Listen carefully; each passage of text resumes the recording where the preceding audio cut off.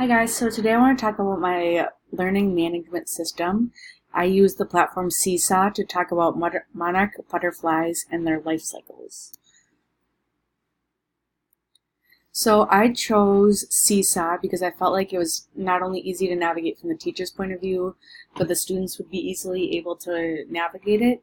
There aren't as many words as, say, Schoology or Canvas, and it uses a lot more visuals. The last 2 years I have worked with students with autism spectrum disorder and developmental cognitive disorder, which is part of the reason why I went with Seesaw.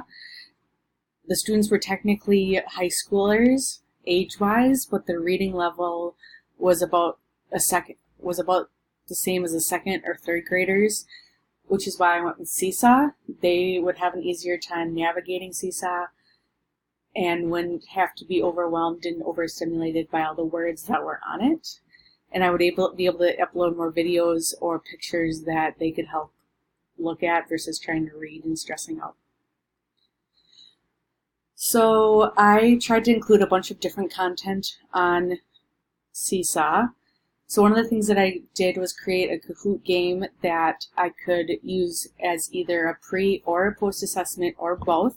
I wanted to be able to have that flexibility to use it across both. I also tried to include several different videos, coloring sheets, cutout worksheets, flashcards, and Venn diagrams to have a whole wide range of content.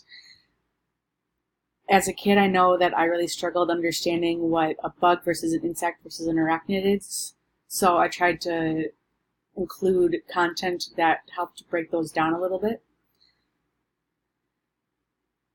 My project is awesome because there's a lot of different videos, bright colored pictures, easy to follow worksheets.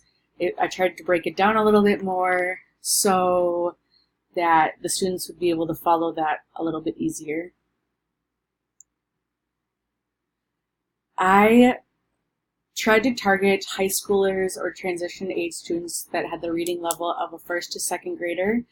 If I were working in an elementary schooler, this would be perfect for second graders. I would utilize Seesaw or something similar to communicate with families so I can cut down on paper being sent home. Yay for smaller environmental impact. I feel like this encourages parents to be more involved in their students' day, as well as students can be able to go back and look at throughout the day what they did so they don't get home and forget what they had done earlier that day. Thanks guys for watching.